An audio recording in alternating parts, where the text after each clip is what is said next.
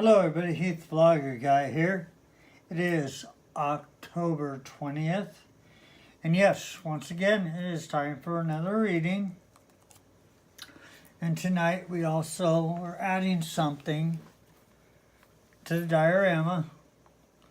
So I had asked the son earlier today what he wanted me to add. And he told me this is what he wanted me to add. A little pink spider. So,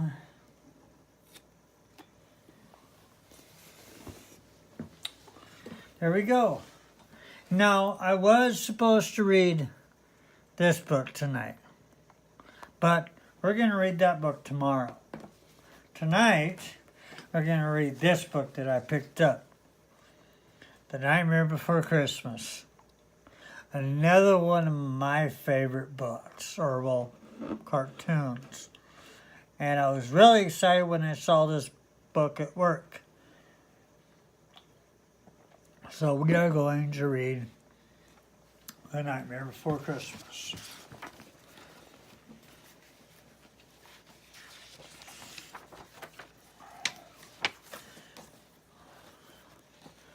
Alright, it was October 31st in Halloween Town. Ghosts, ghouls, and other spooky creatures paraded around the square, celebrating another terrifying year. Everyone cheered for Jack Skellington, the Pumpkin King, the leader of their town. I believe it was the most horrible yet, he said. Thank you, everyone.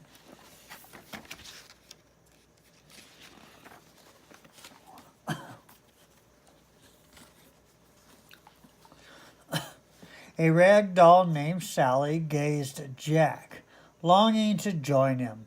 But the evil, sinister scientist who had created her grabbed her arm and said, "The deadly nightshades will slip me.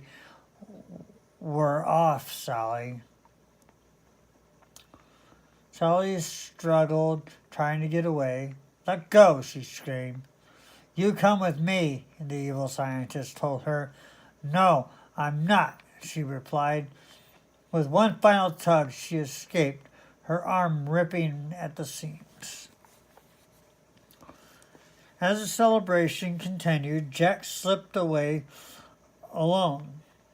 He was tired of Halloween, just like last year, he confessed.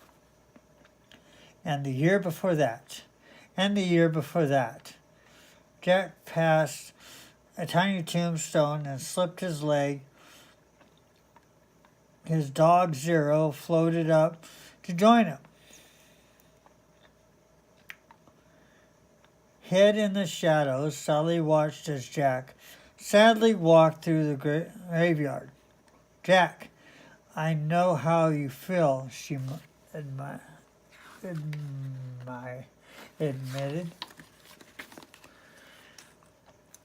Then they came upon a mysterious circle of trees. Jack stopped in his tracks, looking around curiously before asking, "What is this?" Each tree trunk had a door with its own unique, colorful image. One door was a grinning jack-o'-lantern on it. One had a green clover. Another had a red heart. There was a door with a turkey, an egg, and one with a star. But Jack was strangely drawn to one with a decorated pine tree. He turned the knob, and a gust of wind curled up, whirling around him in a flash. He pulled him through the door, slamming it shut, leaving Zero on the other side. A flurry of snowflakes surrounded Jack as he fell down, down, down, a seemingly endless pit. "Whoa!" he yelled.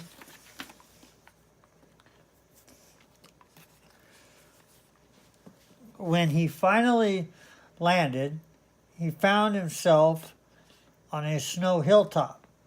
He looked down and saw the most amazing sight. A beautiful little town sparkling with bright colored lights. Jack slid down the hill into the glittering town, where all around him delicious smells filled the air. Colorful music played, and everyone was happy. There wasn't a single frightened thing in sight, and Jack thought it was wonderful. It took in every delight, bursting with curiosity and joy. When he bumped into the town's welcome sign, he discovered it was Christmas Town. He said. Back in Halloween Town, everyone searched for Jack. Panicking, the mayor sounded the alarm. Inside the scientist's mansion, Sally secretly added Nightshade to the cauldron as she prepared his lunch. "Sally, is the soup ready yet?" he asked. "Coming," she called. She added a few more ingredients and hid the poison and then served it to the scientist. He was suspicious, but Sally tricked him by pretending to taste the spoon herself. See? Scrumptious," she lied. The scientist was satisfied the soup was safe. The scientist ate it all up. The creatures of Halloween Town had just about given up on finding their leader when they heard Zero in the distance. Jack was back, and he was excited to share what he had seen, calling a town meeting and telling everyone about it. He cheered. Everybody gathered around Jack and listened intently as he tried to explain Christmas Town. But the townspeople just couldn't seem to understand. Jack was frustrated. He wanted them to feel the same magical Christmas warmth and joy that he had experienced there. Got to be a logical way to explain this Christmas thing, Jack thought.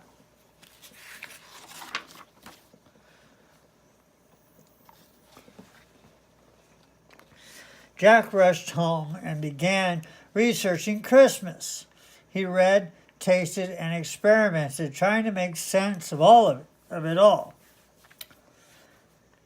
His head ached as he thought and thought and thought. He locked himself in his tower, worked day and night to try and figure it out. He longed to truly understand Christmas. He wanted to share it with this town. Meanwhile, the nightshade had worn off. The evil scientist was angry. "You poisoned me for the last time, you wretched girl," he said. He locked Sally away in the tower so she could not leave him again. But Sally was desperate to escape. She had to be with Jack.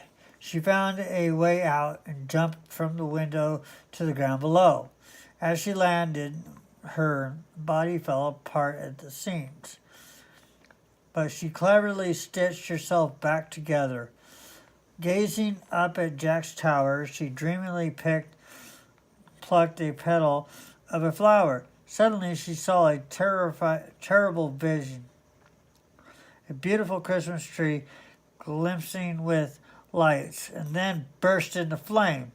She knew she had to be a sign of terrible things to come.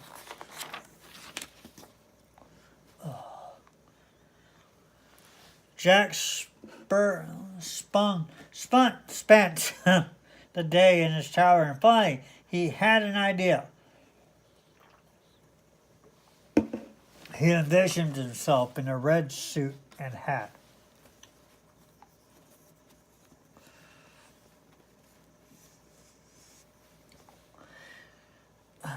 Wait. In a red suit and hat, delivering the Christmas joy. He jumped up and threw open the window to his tower. Eureka! This Christmas will be ours, he announced. The townspeople below were thrilled to see that their leader was back in action like himself again. Jack quickly assigned everyone jobs. The scientists would create a team of reindeer, and everyone else would help make toys and gifts. Jack gave Oogie, Bogey, and Bogey's little henchman a job too. Absolutely no one is to know about this, he told them. Jack made lock, shock, and barrel promise not to tell anyone, not even Oogie. Leave that no account Oogie Boogie out of this, he continued. Then, crossing his fingers, they agreed. Then they hurried off, attempting to deliver Jack's task, kidnapping Santa Claus.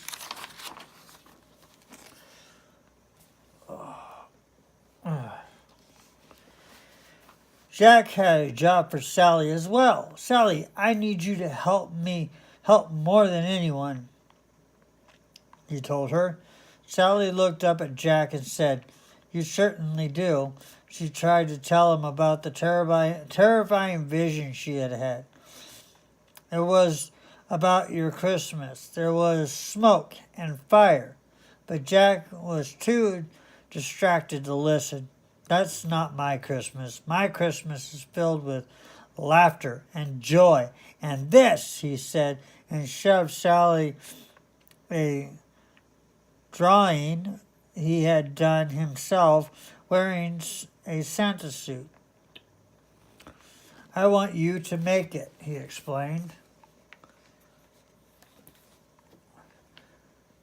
In the days to follow, Halloween Town buzzed with excitement and anticipation as everyone prepared. Sally sewed Jack's Santa suit, and all creatures worked on special toys and gifts that Jack would deliver.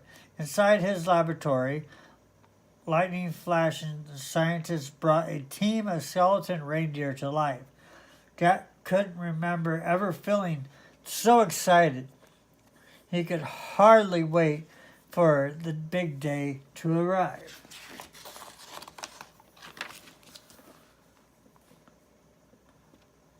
The elves of Christmas Town were busy at work as well.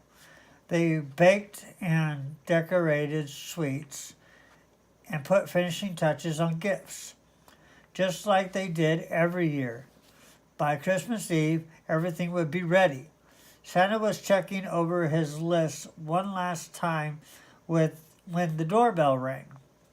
Now, who could that be? Santa wondered. When he opened the door, Oogie's minions grabbed him. Meanwhile, Sally helped Jack put on his Santa suit. She tried again to warn him by saying, She didn't look like yourself, Jack. Not at all.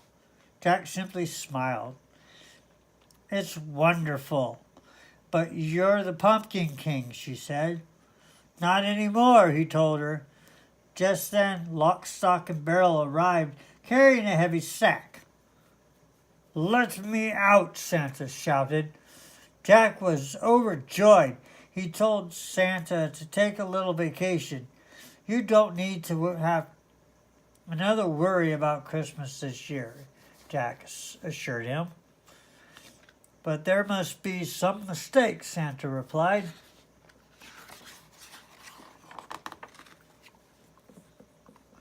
Jack happily went from house to house, delivering the special gifts and goodies to little girls and boys. Merry Christmas, he cheered. But when the children woke, the strange toys... Did I skip a page? I did. I skipped a page. Sorry, folks. Jack told Lock, Stock, and Barrel to make Santa comfortable, so they took him away. but then they were forced him down into Oogie Boogie's creepy dungeon. "Don't do this," Santa replied. Santa begged to be released, but Oogie simply cackled in delight. He danced around Santa and strapped him to a large spinning table. Then he hoisted him up on a hook and prepared to play his sinister game. Still worried for Jack, Sally mixed up a special fog potion in hopes to stop him. Jack prepared his sleigh. Fog filled the air. "We can't take off in this," he said. Sally sighed in relief. Her plan had worked. But then Zero floated up to Jack, noticing his nose. "My, what a brilliant nose you have! The better to light the way," Jack said. "To the head of the sleigh, Team Zero." Sadly, Sally watched as he flew off into the sky. "Goodbye, Jack," she whispered.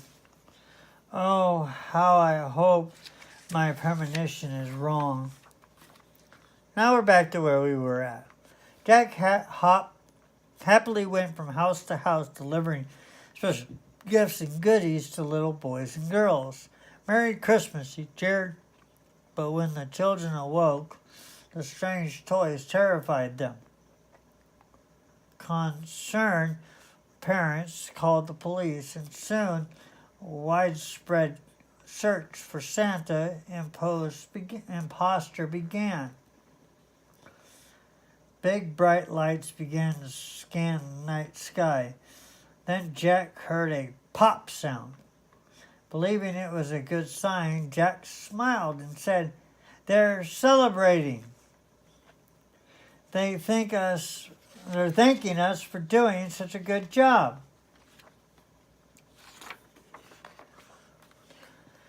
Back in Halloween Town, everyone heard the news. Someone has to help Jack, Sally decided. She thought for a moment, and then she realized that the real Santa wouldn't know what to do. She rushed out into the night and found Santa in Oogie Boogie's dungeon. But Oogie Boogie soon discovered Sally, and he was furious.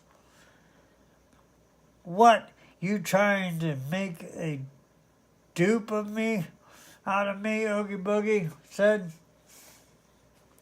Searchlights and missiles continued to light up the sky. Careful down there, you almost hit me," Jack said to the people below. But only when one of the missiles grazed the sleigh did the truth dawn on Jack.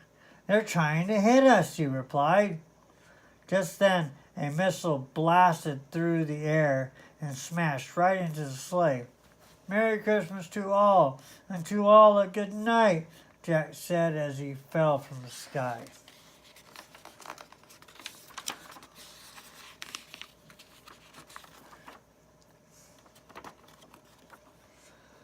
The sleigh plunged to the ground. When Jack opened his eyes, he looked around him. He thought about everything he had done. Before long, he began to feel like himself again, Jack Skellington, the Pumpkin King. He knew he had to set things right. "Come on, Zero. Christmas isn't over yet," Jack said, hurrying back to Halloween Town to find Santa. As he passed over Oogie's dungeon entrance, Jack heard Sally screaming, "Help! Help!" At the sound of her voice, Zero began to whine. Jack peered inside to see Sally and Santa strapped to a table. Oogie was torturing them. Quickly, Jack came up with a plan. Just as Oogie Boogie was about to dump Santa and Sally into a giant stew pot, Jack appeared and said, Hello, Oogie. Oogie turned and lunged at Jack, but Jack was able to pull at Oogie's thread. Bit by bit, Oogie unraveled, revealing the gruesome bugs inside of him. All but one of the bugs fell into the boiling stew pot. One last tiny green bug scurried away, trying to make it to safety. Santa took aim at it and squished it with his boot. Oogie was gone. Jack apologized to Santa. Hope there's still time to fix Christmas. Of course there is, Santa. I'm Santa Claus, he told him, and with that, Santa placed a finger on his nose and disappeared. Jack turned to Sally. How did you get down here? Well, I wanted to, she began. To help me, Jack, he finished. Jack was touched. Santa delivered his toys, spreading joy and cheer across the land. And as he flew over Halloween Town, he sent down a special gift. Snow. Ho, ho, ho. Happy Halloween, cheered Santa. Jack smiled up at him. Merry Christmas. The evil scientist knew creation wheeled him out to watch all the ghosts and ghouls and monsters playing in the freshly fallen snow. Together, at last, Jack and Sally looked up at the stars, knowing it was meant to be. And that was tonight's story. I hope you enjoyed. And until we see each other again, bye-bye.